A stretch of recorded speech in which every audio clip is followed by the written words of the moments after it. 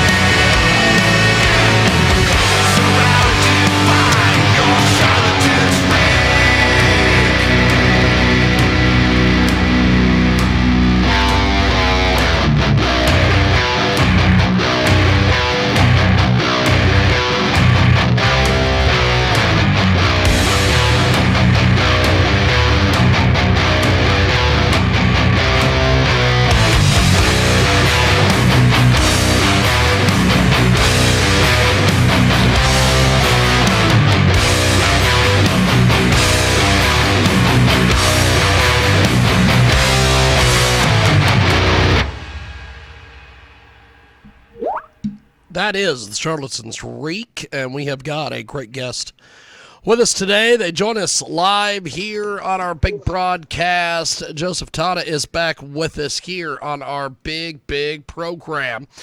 So, Joseph, tell us a little bit about some of the reception that you get from your music, my friend. So far, it's been really great. We've been getting some very solid reviews. We just got a great one over in the UK that I forget the exact phrasing, but called it one of the best doom metal albums the reviewer had heard in quite a while. So really pleased to hear that. The Dying is getting some great reactions, and the live reactions for the couple shows that we have had, people are clearly into it. It's quite cool to look out at people you've not ever seen at a show before and see them singing along to a song because they've already memorized the lyrics off a video, and that's happened to us a couple of times. So really excited to carry this forward and play more shows, hopefully in more places. We have got Fell Harvest with us today. They join us live here on 990 WBOB out there in Rhode Island. Of course, our good friends over the Mix on Tuesdays. We are live on iHeartRadio today, and of course, 50-plus AM/FM stations across the country and around the world. And you can get more information at our website, kjagradio.com. That's kjagradio.com. Joseph Tata from Fell Harvest with us today. So we are going to go to another track here. Tell us a little bit about Perish the Sun. We're going to play that here in a few moments. Yeah, Perish the Sun is a cool one. That almost was a single and title track for the record because we liked it so much. It came in just narrowly second to The Dying. It is actually inspired by a science documentary I was watching one night as I fell asleep about a phenomenon called cosmic gamma ray bursts that basically would strip away the entire atmosphere of the Earth and bake us all in radiation in milliseconds before anyone even knew what happened, which I thought was a pretty grim and metal thing to write a song about. So I did. Fantastic. Well, we are going to do this. It's Perish the Sun, and we have got more coming up here on our big broadcast with Fell Harvest.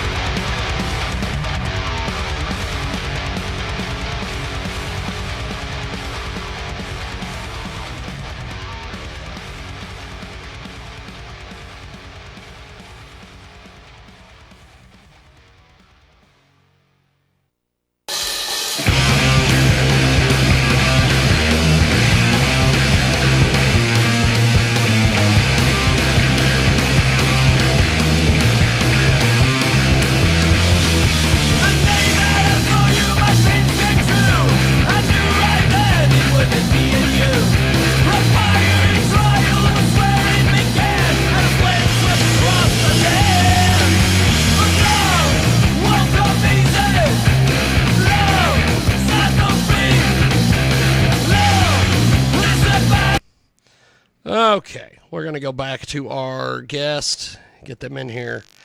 And back here, Joseph Tata and Fell Harvest is the latest with us today.